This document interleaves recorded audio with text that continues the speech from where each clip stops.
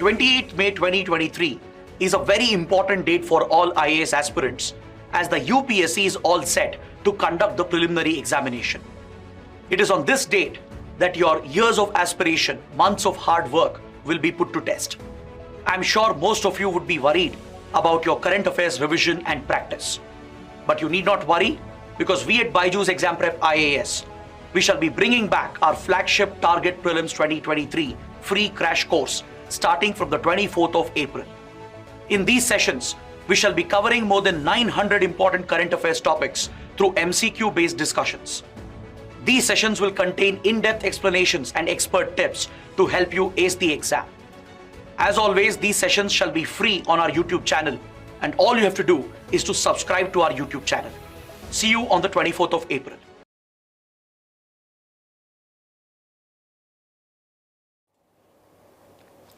Hello everyone, a very good morning. Welcome to BYJU'S Exam Prep. Welcome to our daily Hindu analysis. Now before we begin, we have a couple of important announcements. As you saw in the trailer at the beginning, Phase 3 of Target Prelims 2023 is all set to begin from 24th of April. We shall be holding MCQ-based discussions. It's a free crash course to help you cover all the important current affairs of the last 1 year. These live sessions will begin from 24th April at 7:30 p.m. live on our YouTube channel. You'll have 22 sessions lined up, so do attend them without fail. And as part of the 4th phase of Target Prelims 2023, to help you practice full-length mock tests, we shall be providing All India Open mock tests beginning from this Sunday, from April 23rd, every Sunday at 9:30 a.m. on the BYJU'S Exam Prep app. Please understand, this would be on the app. You'd get to attend a free full-length mock test. This will happen every Sunday until your prelims. So please ensure you take the full benefit of the free crash course we are offering so that you can thoroughly prepare for the upcoming exams. And also for beginners especially, we shall be conducting our National Scholarship Test, the BYJU'S National Scholarship Test, this Sunday at 11 a.m. You stand a chance to win 90% scholarship, so do register yourself by using the link provided in the description below. Even for the full-length mock test, the link has been provided in the description. Just head to the description box, you'll find both the links which will help you prepare for the exams.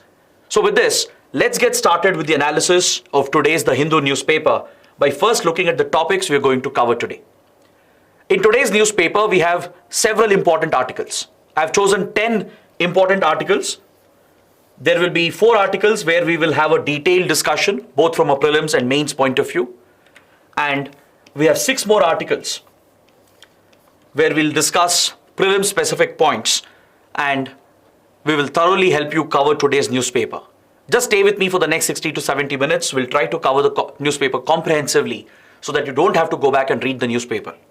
All right? So all you have to do is in return, support us by pressing the like button, share your comments, and don't forget to subscribe to our channel. So without wasting any further time, let's get started with the first article from page number 1 of the Delhi edition. In the front page itself, the Hindu carries a very important article regarding the report brought out by the UN Population Fund on the world population. The UNFPA, which is a key body of the UN, has brought out the World Population Report, and it has some very, very important findings, especially for India. According to this UN report, India is all set to become the world's most populous country. By mid-2023, by around June 2023, India is expected to officially surpass China's population and thus become the world's most populous country. But however, these are just estimates. Many experts believe that India has already crossed the mark at the beginning of 2023 itself.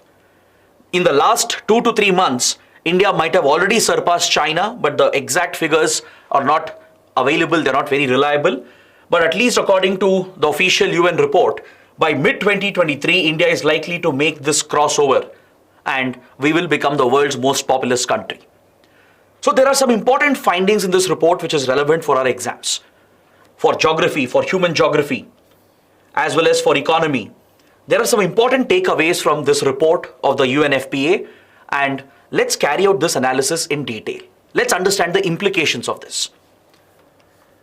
The context here is that India is set to overtake China to become the world's most populous country. And this has been brought out through the State of World Population Report of the UN Population Fund. Please note down this factual point. This in itself is very, very important for your prelims. UPSC might ask you a question on State of World Population Report. This report is brought out by UNFPA. Later at the end of the discussion, I will talk about UNFPA as well. We'll talk about this UN organ, which is very important for your prelims. Now, according to the World Population Report, India's population is all set to hit 142.86 crores by mid-2023, which means India will have a higher population than China, which at the same time will be reporting around 142.57 crore people.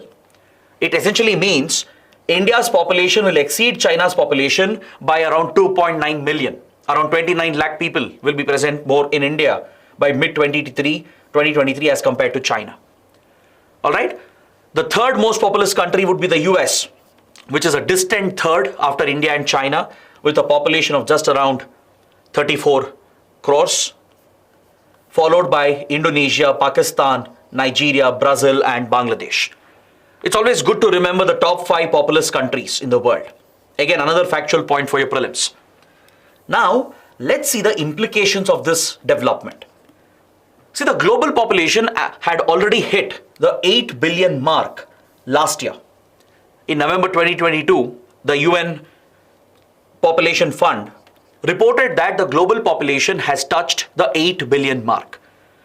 So out of these 8 billion people, close to 3 billion people will be found in just 2 countries, that is India and China.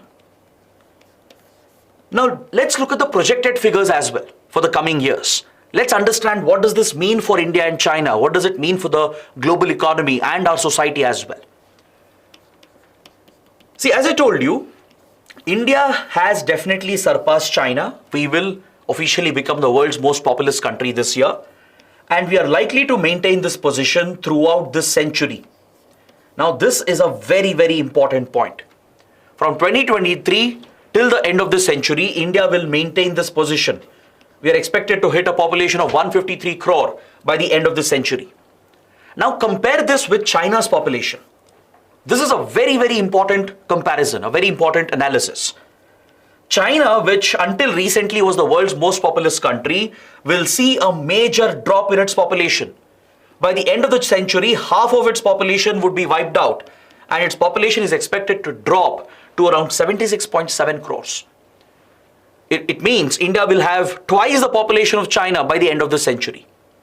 Now, this will have very serious economic and geopolitical consequences, right? India is in a demographic sweet spot. We are enjoying demographic dividend, and we are ideally placed in this sweet spot where our population characteristic is such that we have majority of our population in the young and youth category. Majority of our population is in the working age category. This is what allows India to enjoy the demographic dividend. We are in this demographic sweet spot where majority of our population, they are in the working age category, which means they will contribute to our nation's growth. Compared to the old age people and infants and toddlers and young adolescent kids, majority of the population, the youth and the mid-age working population, they represent the highest percentage of our population. More than half the country, more than 50% of our population, at least for the next several decades, will remain in the working age category, thus giving India a unique edge, a unique advantage. It's also important to note that India was supposed to cross China's numbers somewhere by 2030. Few decades back, the prediction was India will become the most populous country somewhere around 2030. But we have reached this number 7 years earlier. And the primary reason is the declining fertility rate in China. It's not that India's population has exploded overnight. Yes, we are dealing with a population problem, I'll come to that. But it doesn't mean our population has been increasing in an exponential manner. We have actually managed to curb our population growth. But the reason why India overtook China quickly than anticipated, 7 years almost before, is because China's fertility rate has dropped. China is dealing with the problem of aging population, just like most other countries in the world. You might have heard about countries like Japan, which are expected to disappear. Japan today is home to one of the world's oldest populations. Many developed countries, European nations, even South Korea, all these major economies are dealing with the problem of aging population. They have more people entering the old age bracket above 65 years, which is the non-working age category, whereas they have a lesser proportion of working age youth. India is the one which stands out here amongst the big countries, and that is something you need to take note of. This is what places India in the demographic sweet spot. We are in this unique position to enjoy the demographic dividend at least for the next 3 to 4 decades, at least for next 30 to 40 years. Of course, after 2070, even India will start witnessing an aging population where fertility rates will decline and we will have more old age people. But until then, India will enjoy the demographic dividend, and this is the opportunity, the right opportunity for India to accelerate its growth. From now till 2060 at least, so the next 3 decades, India has a tremendous opportunity to accelerate its growth. Now, if you compare India's population numbers with other similar countries, for example, within the BRICS grouping, in the BRICS group, the countries which are there, we are quite similar economically. All of us are part of the emerging economies, right? Brazil, Russia, India, China, South Africa. They're all emerging economies.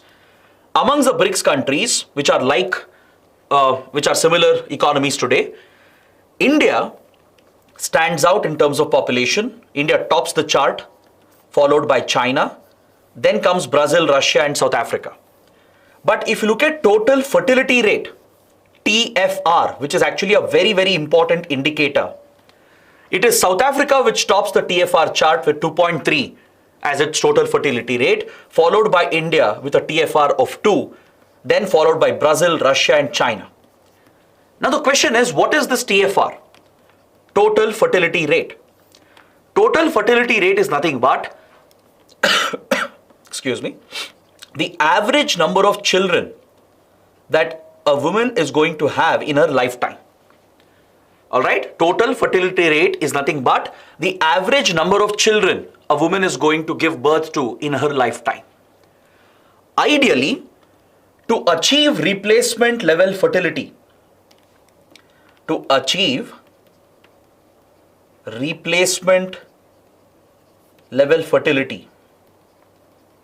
the TFR of a country should be 2.1. I'll explain this as well. Replacement level fertility is nothing but where a couple, a husband and wife, will give birth to 2 children. So TFR would be 2.1. It means they're replacing themselves. Some years down the line, when the father, mother pass away, right, they would have replaced themselves with 2 kids. So that is replacement level population, where you stabilize your population growth. If your TFR crosses 2.1, let's say TFR rate is 2.5 or 3 or 3.5, it means on an average a couple, they are giving birth to more than 2 kids. On an average, there are more than 3 kids being born in that country, which means the country's population is growing constantly, right? Even if the parents were to pass away, they'll leave behind more children. That's how a country's population grows. At the same time, on the other hand, if TFR falls below 2, let's say for a country like China, TFR is just 1.2 today. What does it mean? It means a couple on an average in China are having just 1.2 kids, right? It means the population is declining in this country. When the parents pass away, they are leaving behind just one child, which means the population of the country is going to decline in the coming years. So the ideal population target, the ideal TFR to achieve is 2.1, which provides for replacement level fertility, where each couple will replace themselves and as a result, the country's population will stabilize. Now, this is the growth target India had set for itself many, many years ago. Many years back, we set a replacement level fertility target of 2.1 to achieve total fertility rate of 2.1. Some states in India have already met the target. In fact, in some states, the fertility numbers are already falling. It's coming below 2.1, it's already headed to below 1.5. This is usually a feature of developed societies, developed economies. In developed countries as well, like US, Canada, Australia, South Korea, Japan, European countries, in developed societies, people tend to have lesser kids, right? Many couples, they skip having children altogether.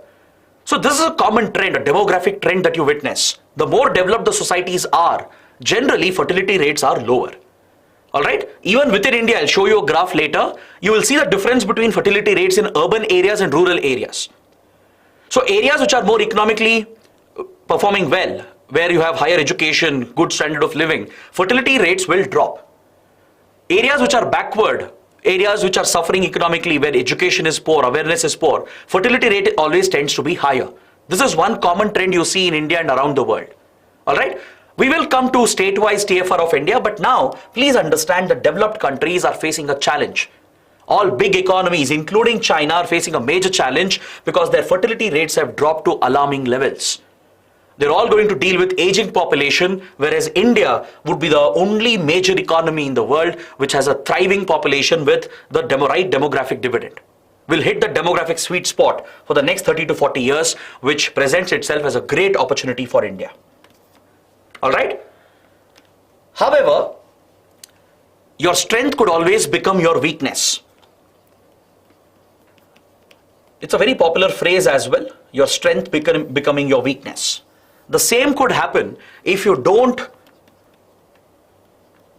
take the right initiatives to reap your demographic dividend. See, it's good that India has most of its population in the working age category. But the point is, will we exploit this? Will we manage to utilize the large working population? Right? So that is the question. Now, before I answer that question, let me show you some other important facts brought out by the World Population Report. The report says that people in general are getting alarmed, especially in India, that our population is increasing exponentially. There is also a fear in other countries like developed societies that population numbers are slowing and we are hitting aged societies. We are moving towards aging societies. But according to the UN Population Report, the fear is only half true. Yes, we are headed towards aging societies, especially in developed countries, but countries like India, Egypt, then Philippines, Ethiopia, Pakistan, Democratic Republic of Congo, the United Republic of Tanzania, these countries, these 8 countries in particular, they will continue reporting growth in global population, at least until 2050. Please remember this, another important fact. These 8 countries, they're all developing or underdeveloped countries, as you can observe, right? India, Pakistan, Egypt, Ethiopia, DRC, Philippines, and Tanzania. These 8 countries will continue reporting population growth at least for the next 25 years, whereas rest of the countries will start reporting a drop in their population. The aged population numbers will increase, they'll all be dealing with problems of aging societies, whereas these countries will continue witnessing population growth. All right? However, population growth or even population decline, right? It doesn't tell you anything about the country's economic future. It all depends on how you will exploit your population, how will you utilize the population advantage that you have. As I told you, your strength can become your weakness. So there are many who argue in India that our population numbers have exploded, it has gone out of control, and many are urging for population control. They are calling for very strict family planning. They are calling for enforced targets, including a 2-child rule, a mandatory 2-child rule. Many political parties are taking up this as an electoral issue of late. Now, this is where the World Population Report is urging caution. If you enforce family planning, if you enforce a 1-child rule or 2-child rule, there will be adverse, disastrous consequences and there are numerous examples to prove this. See, as I told you, yes, India has the world's highest population. This in itself is a challenge. It's a huge problem. It means you'll have to create more jobs. Education, healthcare becomes a challenge. There is a shortage of every resource. There is more pollution. Standard of living gets compromised. This is something we've been dealing with from many, many years. Correct. Population needs to be checked. That is why India implemented a population stabilization program with the aim of hitting a TFR of 2.1 so we can achieve replacement level fertility. But if you enforce this, if you bring out enforced family planning targets, if you mandate a two-child rule as it has been suggested, this could have unintended disastrous consequences. The right example here is China. Look what China did. To curb its population growth, which was becoming a challenge, a menace, China strictly enforced the one-child policy. Right? Couples were discouraged from having a second child. They would be penalized for having a second child, and only those would be rewarded who would have just one child. Because of this one-child policy, today China is dealing with an aging population and reduced fertility rates. This is an established fact. Is that clear? China, even though it enjoyed its demographic dividend in the last 30-40 years, today it is dealing with a major challenge with its aging population and dropping fertility rates. As you saw, fertility rates have dropped to 1.2. It's all because of its one-child policy, the strict enforced one-child policy. If India were to do the same, for example in Assam, there's already a government order that those who have more than 2 children, they will be denied government jobs.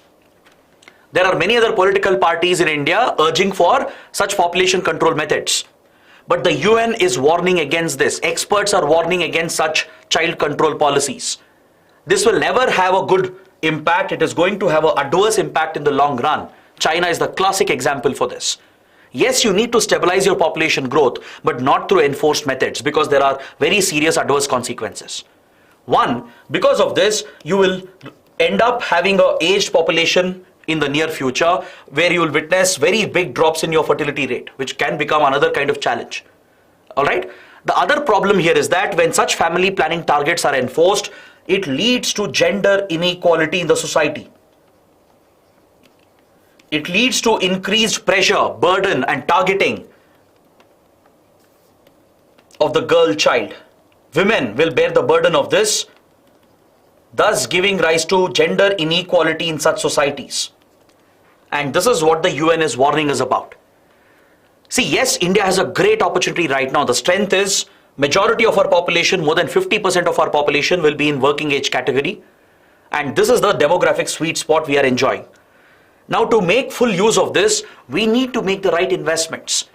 We need to invest in healthcare, in education, scale up our infrastructure, create millions of jobs so that you can employ the youth in productive work and contribute towards nation building. That is ideally what a country should be doing. That is how you enjoy your demographic dividend. Or else your strength will become your weakness.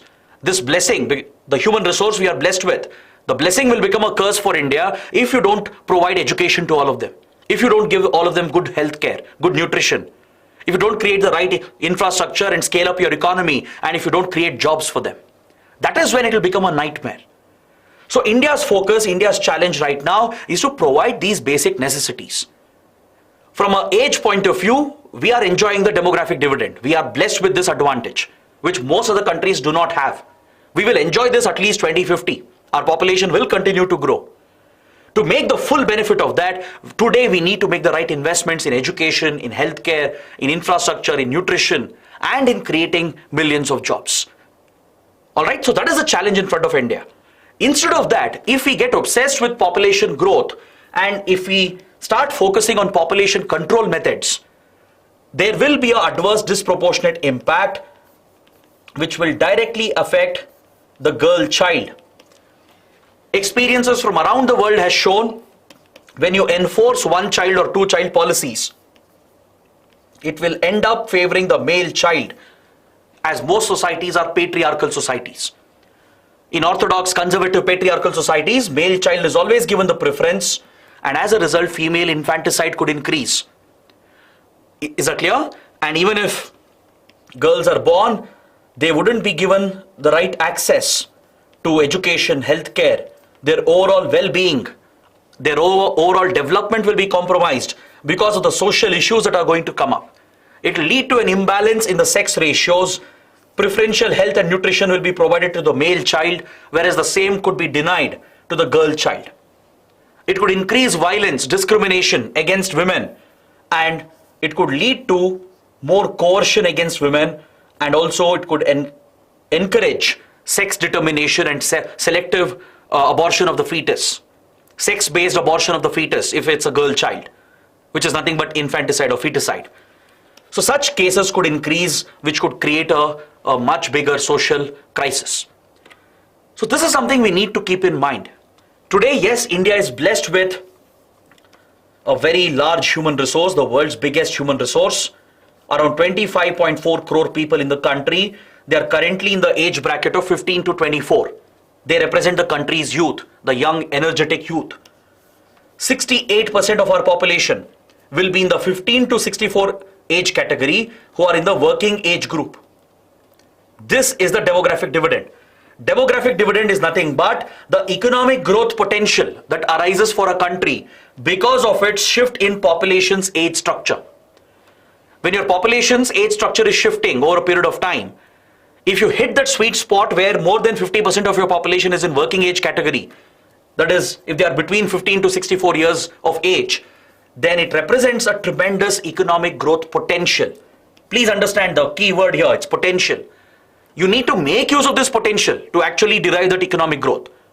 All right? It will not automatically happen. You have to invest in education, healthcare, nutrition, create jobs. That is when you will realize the potential, and actually this will turn into economic growth and better socio-economic standards. But if you try to curb your population growth through forced policies, it will definitely have a disproportionate impact on adolescent girls, on infant girls. Instead of reaping the demographic dividend, you will end up missing the demographic dividend, plus gender inequalities will rise in the society. Is that clear? Especially in patriarchal societies where there is a preference for the male child, sex-selective abortions will increase. This will have huge social impact.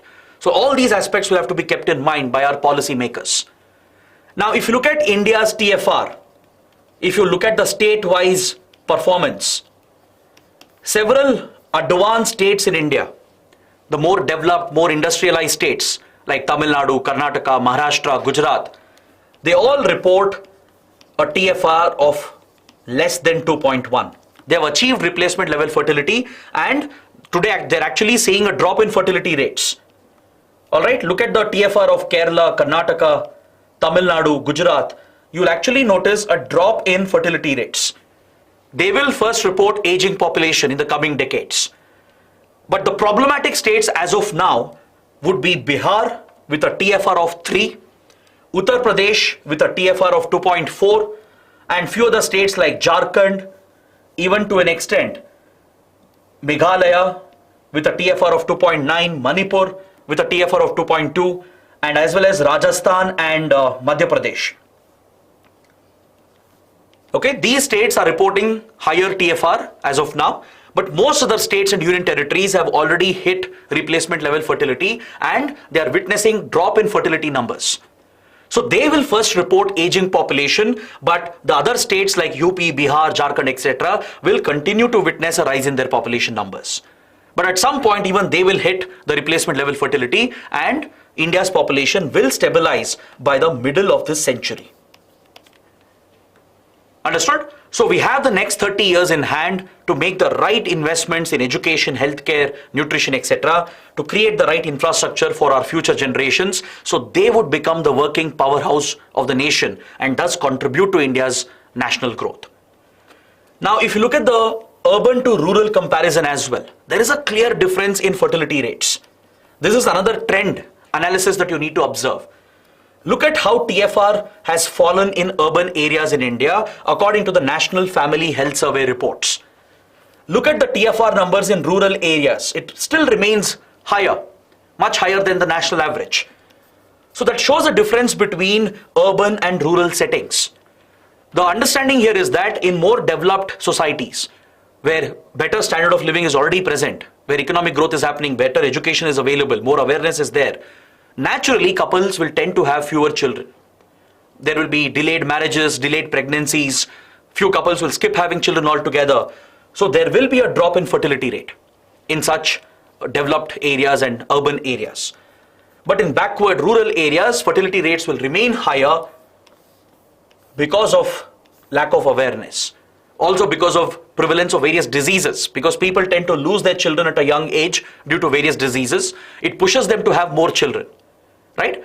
So there are various such socio-economic factors which contribute to this population trend in urban and rural settings, in developed and developing countries. You see that difference in population trends because of all these socio-economic factors. All right. So this analysis is very, very important for your mains. There could be an essay topic here. India's population growth, is it a boon or is it a bane? Right? It could be a classic essay topic. India has become the world's most populous country. Is it a blessing? Is it a strength for India or a weakness? Right? So on these lines, you need to analyze, you need to bring out more data and justify your argument. It's both a strength and a weakness. It all depends on how we will utilize the demographic dividend. Now, before I end this topic, please take a look at UNFPA. Very, very important for your prelims. The UN Population Fund was established in 1967. It's headquartered in New York, and it mainly focuses on Sustainable Development Goal number 3, which is to promote the healthcare goals. It focuses on Sustainable Development Goal number 4, to promote education-related targets, and Sustainable Development Goal number 5, which focuses on gender equality. These are the priority focus areas of UN Population Fund. It brings out the World Population Report. It is a subsidiary organ of the UN General Assembly. All right, it was set up as a trust fund. It's a fund of the UN functioning as a subsidiary organ of UN General Assembly. It also works closely with ECOSOC, with Economic and Social Council, which is another principal organ of the UN, just like UN General Assembly. Is that clear? Previously, it was called UN Fund for Population Activities, and in 1987, it was renamed as UN Population Fund. Just remember these basic facts. It is always helpful to answer any direct question on UN Population Fund. Now with this, I would like to move to the next article from page number 6. There's an important column written by the Ambassador of United Arab Emirates to India. In this column, he's talking about the opportunity for India and UAE to collaborate in the domain of food security. He examines the India-UAE relationship and talks about how the two countries can collaborate in the area of food security. So let's examine this article in more detail. See, when you look at West Asia, which is a critical region for India, the United Arab Emirates stands out as it's a very, very close partner for India. In the last couple of decades, UAE has emerged as a strategic partner for India. Today, we have established a strategic partnership, and UAE has become the biggest economic, security, and strategic partner in West Asia for India.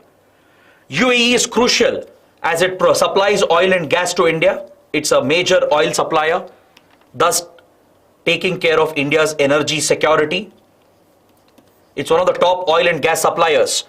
It has even helped India to fill up the strategic petroleum reserves that India has created. To create a buffer stock of crude oil, we have built strategic petroleum reserves in the country. These are large underground oil storage facilities. They have come up at Mangalore, Udupi, Visakhapatnam, and few other locations in India. So these strategic petroleum reserves have been filled with reliable supplies coming from UAE. It's a major energy supplier to India. It is also home to a very strong Indian community. The Indian community here is at least 3.5 to 4 million strong. There are 35 lakh to 40 lakh Indians residing and working in UAE, forming a close cultural connection. They act as the backbone of UAE's economy, especially in construction, hospitality, in the oil sector. In such key sectors, Indian blue-collared workers, especially the semi-literate, semi-skilled workers from India. They travel to UAE in large numbers. You also have few professionals going as well, like engineers, doctors, etc. But percentage-wise, blue-collared workers are more, right? So a lot of Indians find employment opportunities in the UAE and form a very close cultural link. They send back a lot of remittances to India. They earn quite well in the UAE and send remittances to India, and UAE is one of the biggest source of remittances into the country. Along with this, India-UAE also share a close security and defense relationship today. See, before 2010, UAE and the other Sunni power of the region, Saudi Arabia, both the major Sunni powers were aligned with Pakistan. They would always help Pakistan, whereas they wouldn't align with India. This was the geopolitical equation in West Asia. Pakistan was utilizing this advantage to target India. It would exploit the Kashmir issue at the global level, at UN and platforms like OIC, an Organization of Islamic Cooperation, by taking the help of these countries, the leading Sunni powers like Saudi Arabia and UAE. But since 2010, the relationship of India with these countries has seen a dramatic shift. In 2010, then Prime Minister Manmohan Singh paid a historic visit to Saudi Arabia and signed the Riyadh Declaration. Following this, India-Saudi relations were transformed, which was followed by UAE as well. India's ties with these two major West Asian powers, Sunni powers, was transformed, and both the countries started backing India, especially with regard to counter-terrorism. Pakistan was using some of these countries as a base to launch terror attacks against India. Pakistan's ISI was known to shelter terrorists and terror financiers in UAE and Saudi Arabia. It had become a safe haven for anti-India terrorists. Terrorists belonging to Lashkar-e-Toiba, Jaish-e-Mohammed were being sheltered in these countries. But after 2010, after the Riyadh Declaration was signed, these two countries started building a close security-based relationship, and they started helping India in countering terrorism. We would share intelligence with each other, work together, and even conduct joint intelligence operations to destroy the safe havens for these terror groups. Terror groups like Indian Mujahideen, which were sponsored by Pakistan, were destroyed by India because of the support given by Saudi Arabia and UAE. Indian Mujahideen terrorists, they would often hide in these West Asian countries with the help of Pakistan. But due to the growing security ties and strategic ties with these countries, they worked with India, they helped India to break terror groups like Indian Mujahideen. And whenever Pakistan started bringing up the Kashmir issue, whenever there were major terror attacks against India and when India retaliated, these countries started taking a neutral stand, which in itself was a huge victory for India. Previously, they would never speak about Pakistan's sponsorship of terrorism. But in the last 14-15 years, you see this dramatic shift which has happened. When the Pulwama attacks happened, when Uri attacks happened, both the countries, both Saudi Arabia, UAE, they sympathized with India. They even criticized Pakistan for sponsoring terrorism. And when India retaliated through surgical strikes and Balkot airstrikes, they supported India's right to defend itself. This is the strategic shift you see in India's ties with these West Asian powers. This reflects in our economic, cultural and trade relations as well. And today, UAE has become a major trading partner for India. Our bilateral trading volume has crossed $100 billion. And last year, there was a historic development. We signed the Comprehensive Economic Partnership Agreement, which is a free trade agreement with the United Arab Emirates. India and UAE have signed this landmark free trade agreement called CEPA, which hopes to boost the bilateral trade between the two countries. UAE is a major export destination for India. Similarly, UAE depends on India as well. There are a lot of exports coming from UAE to India. India also exports a lot to UAE. So both the countries have given almost duty-free access to 90% of the goods which are traded between the two countries. This FTA will benefit the gems and jewelry industry. It will benefit the startups. A lot of Indian startups get investments from UAE-based investment firms. UAE is looking to make big investments in India's oil sector and infrastructure sector as well, right? So all these investments, the flow of goods, flow of people will be facilitated through this free trade agreement. So that is how India and UAE have built a very close strategic security and economic relationship. And it's in this context that the ambassador of UAE is examining the potential for collaboration in the area of food security. See, today UAE is very heavily dependent on food imports for its food security. UAE is located in a desert, right? Doesn't have much of agriculture, doesn't produce much of its own food. Most of its food is imported from the outside. So UAE has built a lot of expertise in the field of logistics, in the field of food processing, food storage, because it's a necessity for the UAE. Since it does not produce its own food, it's largely importing all the essential food items. UAE has a necessity to be good in logistics. It has established a major regional hub at Dubai, which is a major commodity center for the global economy. Through this commodity center based out of Dubai, UAE has created the right infrastructure with all the warehousing, cold storage facilities needed, the food processing industries needed, and thus UAE has ensured not just its own food security, it's playing a critical role in global food supply chains. The food export imports which are happening in the world, they rely on the logistic support created by UAE. That is the strength UAE has built for itself. Now this complements with India's agricultural strength. We are the world's second largest food producer. India is the world's top producer of most food commodities. We are at least in the top 3 or top 5 if you take all the essential food items. So these two strengths of India and UAE will complement each other. That is what the writer is talking about. He's saying that UAE is now focused on improving food access to countries around the world. It wants to strengthen the global food supply chains, and UAE wants to emerge as a leader in the food market. India has a tremendous strength here. We already run the world's biggest food security programs like public distribution system. We have the world's biggest nutrition program, that is Poshan Abhiyan. Right? India has done an incredible job in not just scaling up its agriculture productivity, but we are supplying food grains and essential food items to our people as well to ensure food security within our country, to ensure the right nutrition for our own people. Right? India already exports a lot of food commodities as well. We are strengthening global food security through our food exports. India's export of wheat, rice, dairy products, etc. They are all critical, right, for the economy, for the rural economy, for our agrarian sector, for the farmers. Today, India is contributing to global food security. We supply essential food items to many countries.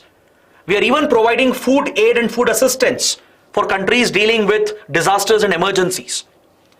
For many African countries which are battling hunger, countries like Yemen, countries like Somalia, countries like Afghanistan, where civil war has been going on, to countries like Turkey and Syria, which have been hit by disasters, India has frequently dispatched food aid as well.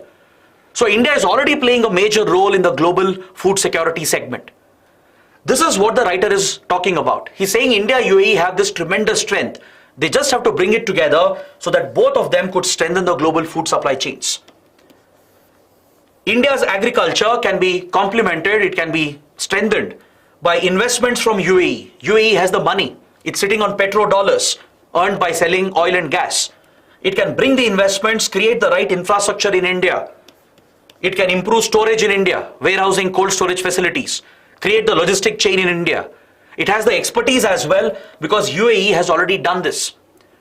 The UAE has already become a regional hub and it wants to work with India to build a food security partnership. That is why at the I2U2 grouping, India and UAE have announced a major initiative, and please write this down. I2U2 is a summit recently created between India, Israel, UAE and the US. It's emerging as a major economic grouping of the West Asia region, and last year UAE has promised to invest $2 billion in food parks, mega food parks in Madhya Pradesh and in Gujarat. UAE will bring the money along with its expertise. US and Israel will also bring the technology needed, and India will establish these mega food parks to promote global food security. It will be a huge boost to our rural agrarian economy, and it will boost our farmers' income as well. It will reduce food wastage due to improved food logistics. If you can store food for a longer time, you can increase the shelf life with better warehousing, better cold storage facilities. you can increase the shelf life, thus reduce food wastage, which in turn increases the income for farmers as well. Even under the free trade agreement, the CEPA, India UAE are focusing on building a global food value chain. Through the free trade agreement, India wants a food trade corridor to be created, connecting India and UAE and the rest of the world. So India is placing its hopes on the free trade agreement to create this food corridor through which India will supply food items, food commodities through the Arabian Sea into the Persian Gulf and thus reach out to the international markets. Because please look at the map, just see where UAE is located. It's right in between Asia and Europe. It has a strategic location. This is what India wants to leverage. India wants to work with UAE and jointly we can pool our strengths together to supply food commodities to West Asia, Africa, Europe and the rest of the world. Both the countries together can provide for global food security. That is what the writer is focusing upon. At the Dubai Multi-Commodity Center, which is the largest free trade zone in UAE, Agriota has been launched, which is an agri-trading commodity platform specifically to link Indian farmers with UAE food processing companies. Is that clear? It's a dedicated platform launched by the Dubai Multi-Commodity Center. It's called Agriota. Even this is a prelims point. At the Dubai Multi-Commodity Center, Agriota has been launched by UAE, which is a agri-trading platform which is directly linking Indian farmers with UAE's food markets. UAE's food processing companies, they will directly purchase from Indian farmers. They are entering into contracts with Indian farmers. This is creating lucrative opportunities for Indian farmers.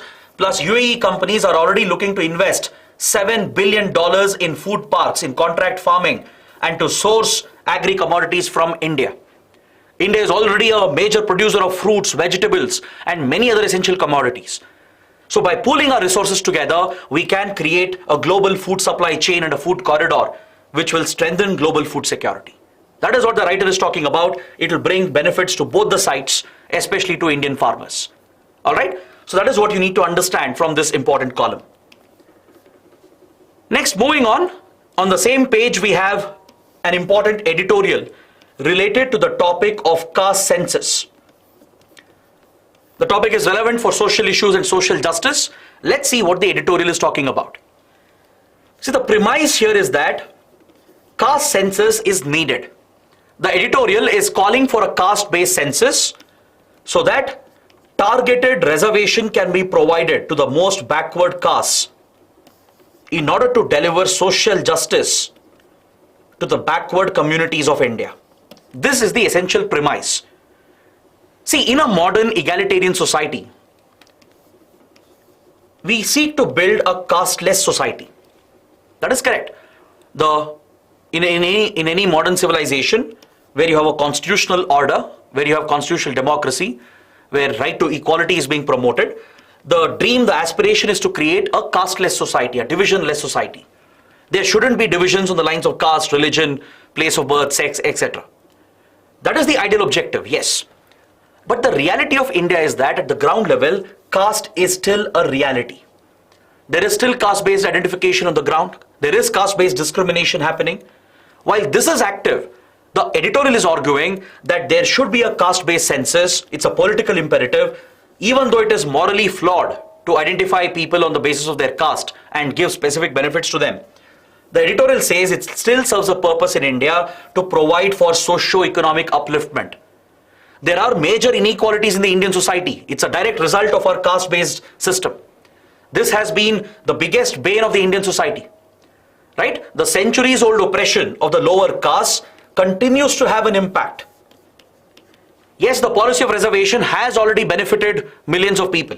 Scheduled castes, scheduled tribes and many other backward classes. No doubt. But reservation has been cornered by few elites within these lower castes. Alright? Yes, the policy of reservation has been misused for electoral politics. There is no doubt about it. But still, the editorial says there is a purpose. There is a genuine purpose you will fulfill when we conduct a caste-based census, which has never been done in India. And if you provide for targeted reservation, It can provide for social justice and social upliftment, because even today we have millions of people in the country who are still facing the impact of caste-based identification and discrimination. All right, so let's explore this topic a little further. If you look at caste census in India, there is a typo here, please make a correction. It is caste, C-A-S-T-E. If you look at India's attempts to enumerate the castes, in independent India, we have never had a caste-based census which has been accepted formally. In 2011, yes, there was one socio-economic caste census, I'll come to that, but the data has not been accepted by the government. All right? So essentially, in post-independent India, we have never had a full-fledged caste-based census. The last time that caste data was enumerated was during British rule, during the colonial period, in the year 1931. That was the last caste census which captured the caste data. All right? After that, we don't have reliable estimates of the backward classes in the country. Understood? While SC/ST data is more accurately captured, OBC data is not captured. We don't know what is the caste split of India. There is no accurate numbers regarding this. In the regular decennial census which happens, every 10 years there is a decennial census. This time it has been delayed because of the pandemic. It's supposed to happen very soon. So in the decennial census, which is conducted through Ministry of Home Affairs, through the Census Commissioner and the Registrar General of India, in this decennial census, caste-based data is not collected. You have to self-declare your caste if you belong to a backward class, but the enumerators will not ask you which caste you belong to. So caste-based data is not captured in the decennial census. The commissions which are there, the constitutional bodies, the National Commission for Backward Classes has conducted its own exercise. It has a rough estimate regarding the caste breakup of the country. But again, this is not accurate data. Without accurate data, how will you make policies to uplift the backward classes? How will you provide for targeted quotas and reservation? Right? This has been the problem. The Supreme Court also has repeatedly pointed this out. It has asked the government to come out with a caste census, without which it's impossible to provide it for targeted benefits. The Mandal Commission of the 1990s, which provided for reservation for OBCs, it relied on census data of 1931.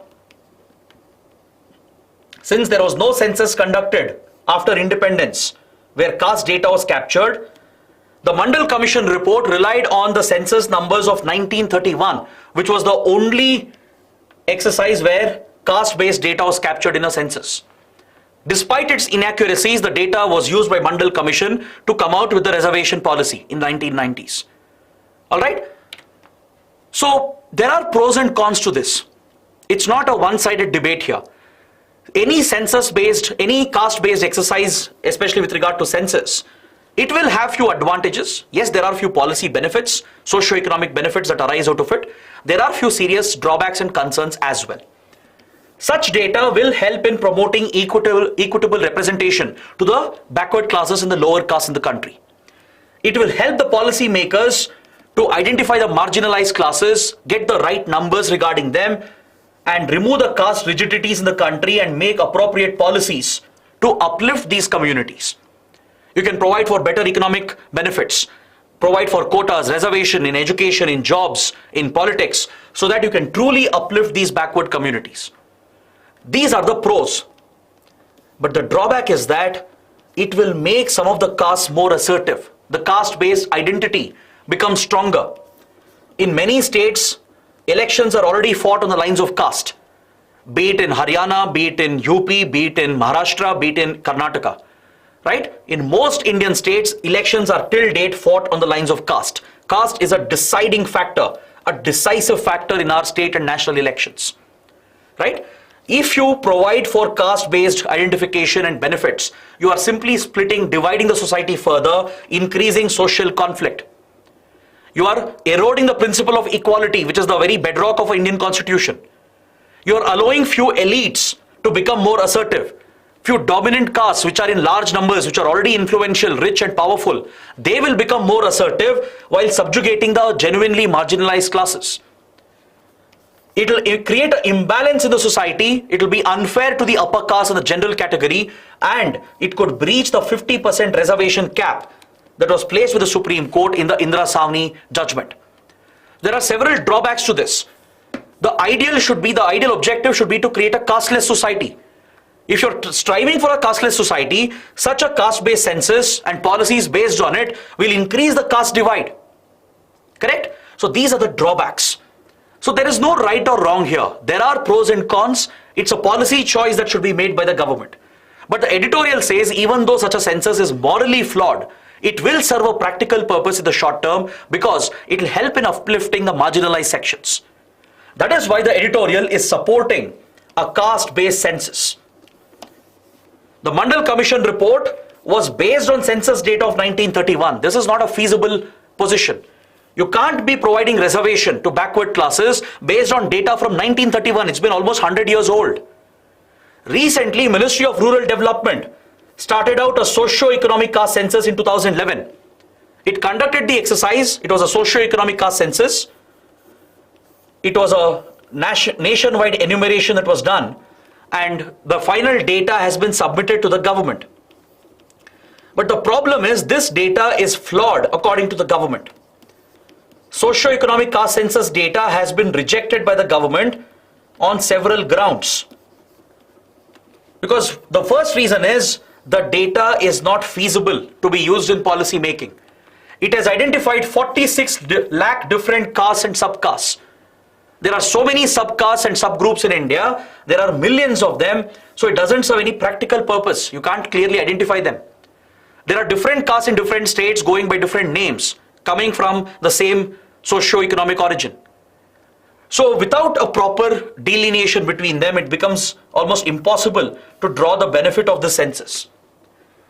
And also, when this census was conducted, the census commissioners and the Office of Registrar General of India were not involved. Because they are the ones who have expertise in conducting census, but they were not involved. This socio-economic caste census was conducted by the Rural Development Ministry, which has no expertise in conducting such a census. So because of the flaws in the data and the approach that was taken, the government of India has rejected this data. It has said it will not accept this data. But Supreme Court has repeatedly called for quantifiable data to identify the OBCs. Who exactly are the OBCs? How many castes are there? What are their numbers? What's their percentage? What's the reservation they should deserve? To decide on these key policies, the Supreme Court has repeatedly asked for quantifiable data. But the government is yet to take action on this. It has rejected the only census which was done, which was in 2011. Right now, reservation for OBCs is still based on census data of 1931. That is why the editorial is saying we should have a caste census. Even though it is morally flawed, it will help in the short to medium term to uplift the marginalized classes. Alright, so that is the argument of the editorial, but to balance it out, I have shown the disadvantages as well. Coming to the fourth article, we have another editorial from the same page related to India-Russia relations. Because recently, Russia's Deputy Prime Minister paid an important visit to India.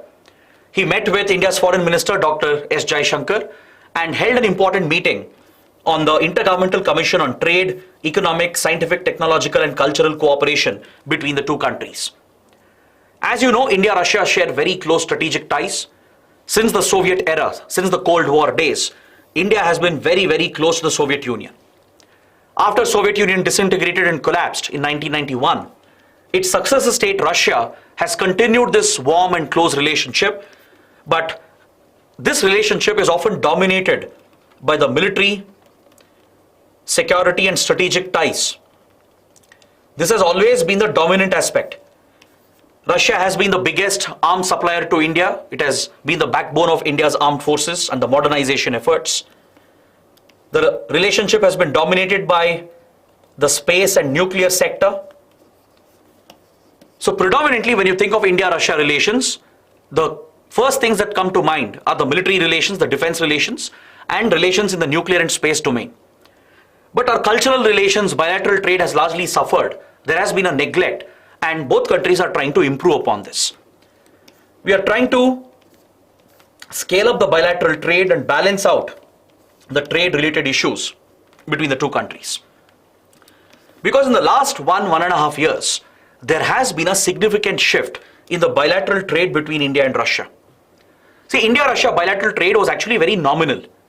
We were importing very small quantities of oil and gas. We have few investments in Russia's oil gas reserves at Sakhalin in the Russian Far East region, that is in the Siberian Peninsula, in the Far East region of Russia. India's OVL, ONGC Videsh Limited, has made some investments in the Sakhalin oil and gas reserves. So we were procuring small quantities of oil and gas. Other than that, we had few other commodities in which we were trading. But India-Russia bilateral trade was always very minimal. It was never a big trading relationship. But this has changed drastically in the last 12 to 15 months. It's all because of the Russia-Ukraine war. The bilateral trade has surged by 2.6 times. It has hit $45 billion, which was the target set for 2025. We have achieved the target 3 years earlier, mainly because of the increase in oil imports by India from Russia. Ever since the war began, Western countries have hit Russia's oil and gas sector with crippling economic sanctions. Russia has sold oil and gas at discounted price to bypass the sanctions and to continue making profits, to fund the war in Ukraine and to fund its government. And India, which has always been a strategic partner, has bought up the discounted oil and gas of Russia along with China. India and China are the two biggest buyers of Russian oil and gas in the last 1 year. So we have bought the discounted oil and gas, thus increasing the bilateral trade volume suddenly, exponentially. And this has created an imbalance in the trade relationship. Naturally, a huge trade deficit has come up, right? It's against India. Since we have imported a lot, billions of dollars worth of oil and gas has been imported by India by bypassing the Western sanctions. So there is a trade deficit against India, which is in favor of Russia. Such a large trade imbalance is never good in a relationship. The trade imbalance has to be manageable. It should be moderate. Some country will have a trade deficit in any bilateral trading relationship, but it should be within manageable limits. In case of India-Russia relations, the trade imbalance has ballooned, and that is why both countries are working to increase market access for Indian companies as well. So Indian companies can export more to Russia to even out the trade imbalance. Key sectors like pharmaceuticals, construction, etc., they could benefit from India to increase our exports to the Russian market. So we need more market access. And we are also exploring the usage of national currencies. We are exploring a rupee-ruble route to settle for these payments so we can bypass the Western sanctions. We are exploring many alternate payment routes. Russian banks have been allowed to open Vostro accounts in India, right? Through which we are making payments for the imports that we have done from Russia. We are also looking to scale up the access for Indian companies in the Russian market. All right, so these priority issues were discussed during the recent meeting. Just look at this figure. It's a very, very important statistic. Before the war, India's oil import from Russia was a negligible 0.2% out of the total imports by India, total oil imports by India. All right, out of the total oil imports we make, around 60% of it comes from West Asian countries. Only 0.2% of it was coming from Russia. Now this has jumped to a massive 28%. Out of our total oil imports, 28% is coming from Russia in the last 12-15 months.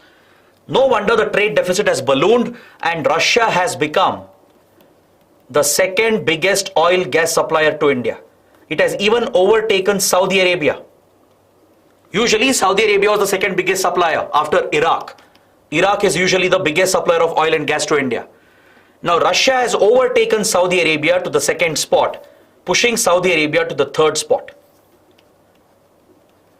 While this is good for India-Russia relations, it is understandable because of their strategic relations.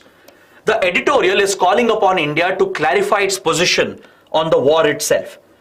Because it shouldn't appear that a democratic country like India is trying to benefit from the war. Till date, we haven't criticized Russia. We haven't voted against Russia even once. We have abstained from all the votes against Russia at the UN. So editorial is asking India to clarify its position, to make it clear instead of being ambiguous. We have been a little ambiguous here. So instead of being ambiguous, the editorial is urging India to clarify its position on the war, because Russia has been violating human rights on a massive scale in Ukraine. It's becoming unsustainable increasingly for India to continue backing Russia. See, we have not only stayed away from criticizing Russia, we have even bypassed the sanctions. We have enabled the Russian economy by purchasing Russian oil and gas.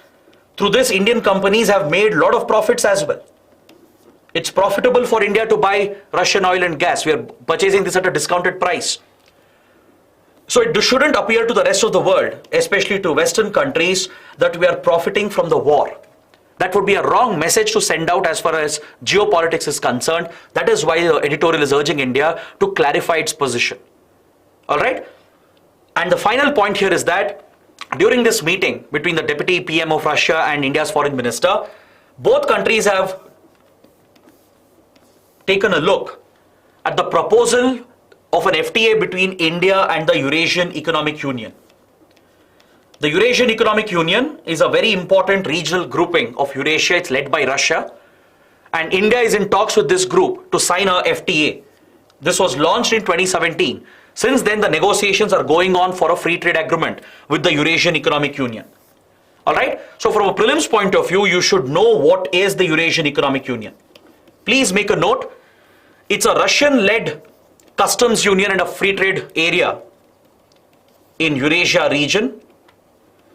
It was started in the year 2014 by close Russian allies such as Belarus and Kazakhstan. These three countries started the initiative. They were all part of the former Soviet Republic. Later, Armenia and Kyrgyzstan also have joined the Eurasian Economic Union. These are the members of this economic union. There is a proposal to sign an FTA with India, between India and the Eurasian Economic Union, which will improve the trade between India and all these countries in the Eurasia region. So both Indian and Russian leaders have taken stock of the ongoing negotiations regarding this free trade agreement. All right. So that is what you need to know from this important editorial. With this, I complete my detailed analysis of the big important articles. Now we head to the prelims section. We'll quickly go through these small articles one by one. On the first page, we have an article related to the Cinematograph Amendment Bill of 2023. The government has approved, the Union Cabinet has given the final approval for the Cinematograph Amendment Bill 2023, which will be tabled in the Parliament very soon. In the upcoming monsoon session, this bill is likely to be tabled.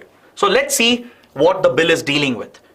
The bill is not still available in the public domain, but based on the draft bill which was introduced in 2021, we can anticipate what provisions it might include.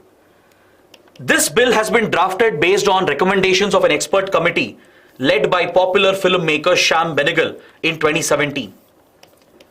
Another important point for your prelims. The bill is mainly drafted based on recommendations of the Shyam Benegal Committee of 2017.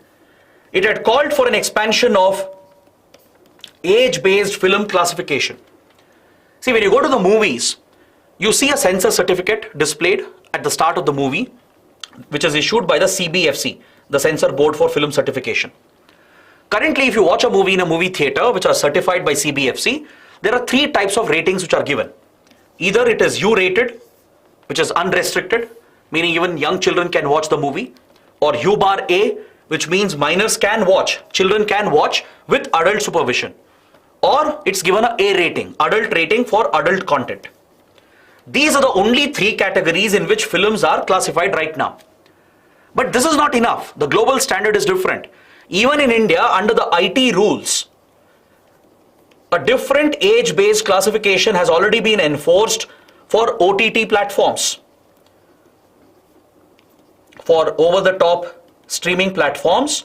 Age-based classification of content has already been made mandatory since 2021 under the IT rules. All right, the category should be U-bar-A 7+, U-bar-A 13+, U-bar-A 16+. This should be an expansion apart from the regular U and A category. This is a global standard where you classify the content appropriately according to the age of the children. You should classify content for children up to 7 years, up to 13 years, 16 years and above. Such classifications are needed to protect children from harmful content. It could be content having extreme violence, it could be content having explicit words or sexually explicit content. To keep children away from such content or to ensure children watch them under adult supervision, you need such classification. So such classification is already part of the IT rules. OTT platforms like Disney Hotstar, Netflix, Amazon Prime, they're already following this. All right? But it's not being done for our movies, which are screened in theaters. Now, for example, you see a movie or a web series on Netflix or Hotstar. You will see such classification. U bar A7 plus, U bar A13 plus. You will never see this in a movie theater in India because we are still following the old method of classification. This is where the new bill will make a change. It will expand the classification category and it will provide for new age-based classification. All right? So that's an important recommendation which is being implemented. It also has provisions against piracy.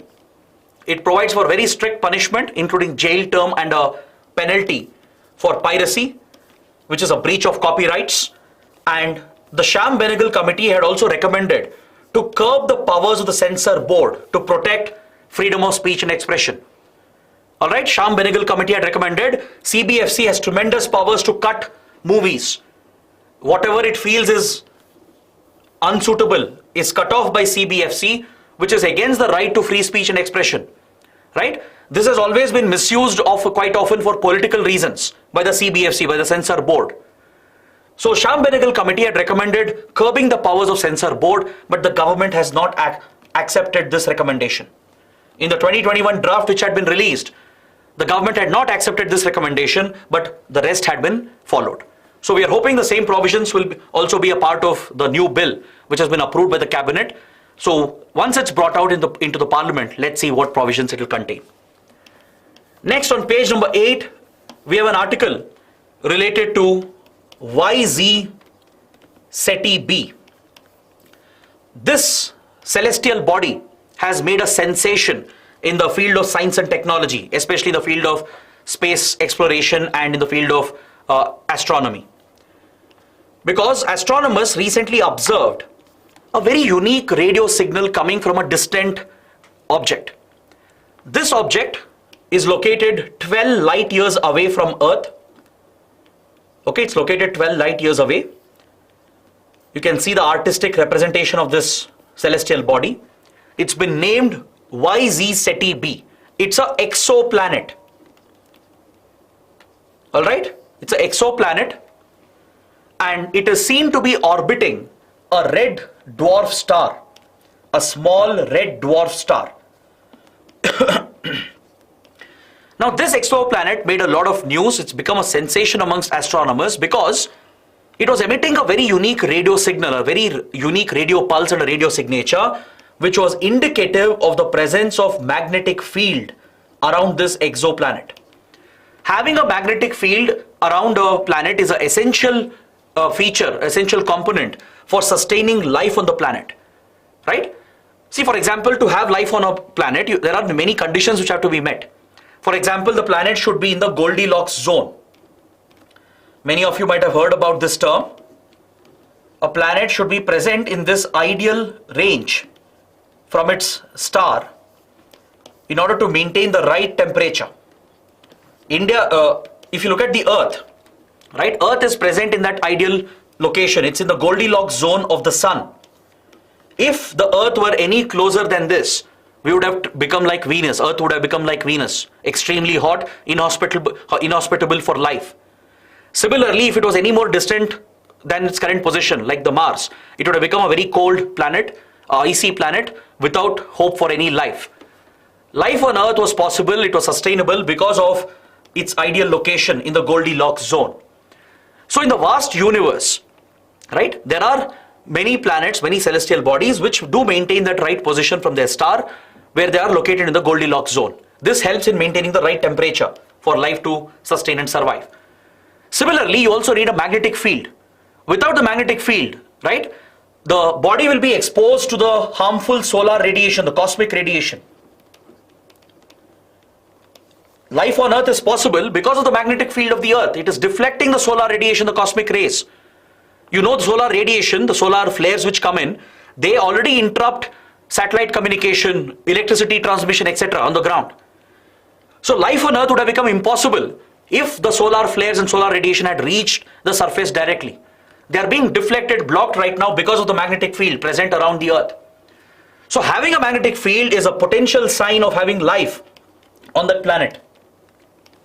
So as we explore other bodies to looking out for extraterrestrial life, one feature explorers look out for is the presence of a magnetic field, right? And this planet has displayed the signs of it because this exoplanet, YZ Ceti b, it is revolving around a small red dwarf star.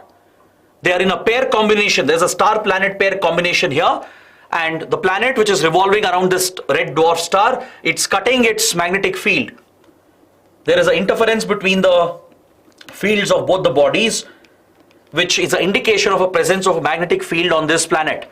That is what is giving rise to this unique radio signature which has been detected by astronomers. All right. So just know about this star, this exoplanet YZ Ceti b, why magnetic fields are important, and what is the Goldilocks zone. Some basic facts for your prelims. Next, an important article on page number 12. The Union Cabinet has approved the National Quantum Mission to set up India as a major hub for quantum research, to make India a leading country in the field of quantum computing.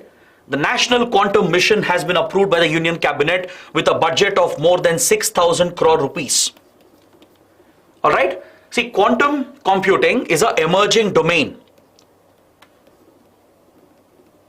In traditional computing, in the regular computers that we use, data is held in the form of bits, which is either 0 or 1 at any given point of time.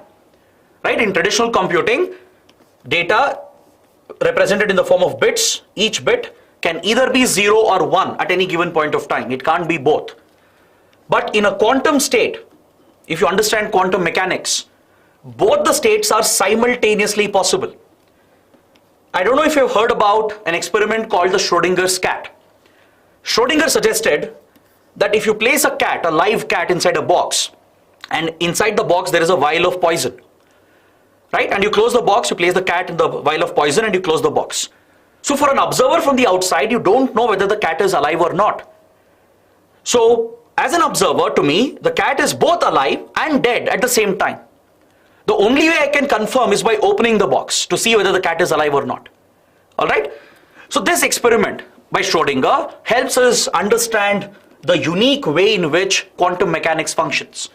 In the quantum state, qubits, just like bits in traditional computing, qubits here, quantum bits, they can occupy the same state simultaneously. It can be both 0 and 1. This increases the mathematical computing capabilities exponentially. It makes quantum computers to work several times faster than your regular computers, and it can facilitate very, very high levels of encryption, thus providing for safe communication. So quantum computing is an emerging domain. Many leading powers are working in this important sector. US, China, then European countries, Japan, Russia, they're all leading powers in the field of quantum computing. India is also looking to make a lead over here, and the National Quantum Mission has been launched with a budget of 6,000 crores to promote research and development in the field of quantum computing. The goal is to develop intermediate scale quantum computers with 20 to 50 physical qubits in the next 3 years. Then scale up the target in the next 5 years to 50 to 100 physical qubits. And in the next 8 years, the goal is to build physical qubits with 50 to 1,000 capacity. This is the goal laid out under the National Quantum Mission. It's a very ambitious program. All right, the mission also hopes to leverage the strategic benefits arising out of quantum computing and quantum communication. It lays down a grand ambition for India to set up satellite-based quantum encrypted communication for Indian defense communication, for the Indian armed forces, for our intelligence and security agencies, and use these encrypted networks to communicate with friendly countries as well in a secure manner. This is the long-term goal. Maybe in the next 20-30 years, we hope to get there. And the mission will also develop magnetometers with very high sensitivity in atomic systems and atomic clocks for precision timing and communication and navigation. Research in the quantum domain will give up these benefits as well, to develop highly sensitive instruments for measuring time precisely using atomic clocks, for precision measurements in communication and navigation, etc. It will also help in the fabrication of quantum materials such as superconductors, novel semiconductor structures, and topological materials that are needed to fabricate and build a quantum device in the country. So there will be a lot of research and development and innovation in these key domains. And 4 themes have been identified under the National Quantum Mission. All right, please note down the 4 themes of the quantum mission: quantum computing, quantum communication, quantum sensing and metrology, quantum materials and devices. These are the priority areas. To develop quantum computers in India, to set up highly encrypted quantum communication, to use the technology for sensing, to sense, to detect, and in the field of metrology as well, and to develop the materials needed, like superconductors, the new semiconductors needed, and to fabricate and assemble these devices in India. That is the 4th theme, the 4th focus. Only 6 countries have so far achieved this capability. India wants to join this elite club. That is the focus of the National Quantum Mission of India. Next, on the same page, we have an article related to the FSSAI, the Food Safety and Standards Authority of India. It's in news because recently various food brands have attracted a controversy on social media for including very high levels of unhealthy ingredients. Several health drinks, several processed food items, they contain very high levels of sugar, salt, and fat. And there's a controversy surrounding these unhealthy brands that brings FSSAI into the news. So you should know the basic facts about FSSAI. It was set up in the year 2008 under the Food Safety and Standards Act of 2006. It functions under the Ministry of Health and Family Welfare to promote food safety and food standards, to ensure the food we are consuming is healthy, nutritious, and does not cause harm to the human beings. It started functioning from 2011, and it's a regulatory agency. It's a regulator basically for the food processing industry and the food sector itself. All right, it's made up of a chairman appointed by the Government of India along with 22 members. 1/3 of the members should be women, and it enforces the Food Safety and Standards Act. It mandates the food safety regulations for the hotels, for restaurants, for the food commodities which are sold in India, for food processors and the food parks in India. All the safety health standards are laid out by this body. It's a regulatory body. It has launched important initiatives like Eat Right India to promote healthy eating, to reduce the intake of salt, sugar, and fats. It has similar awareness campaigns and programs going on regarding promoting clean street food, diet for life, saving food by reducing food wastage. These are some important initiatives of the FSSAI, and it's essentially a regulatory body laying down the rules and guidelines, issuing licenses. Now, for example, if you go, let's say, buy a chips packet or a biscuit packet, just look at the packaging, you will see a FSSAI number, a license number. This is mandatory. It conducts frequent inspections and audits to see whether the standards are being followed. It also recommends the packaging standards. For example, the nutritional value has to be clearly displayed. That's why every food packet will have this information. The calories, right? The proteins it contains, the carbs, and the saturated fats, the trans fats, salt and sugar content. It has to be clearly represented by the companies. It's mandated by the FSSAI. Even the branding of products into veg, non-veg, etc. using a green and brown symbol. This is also a FSSAI mandate. So consumers know what they are consuming, the food that you are consuming. So FSSAI is considering one more system on the packages called Indian Nutrition Star Rating System. Please note this down.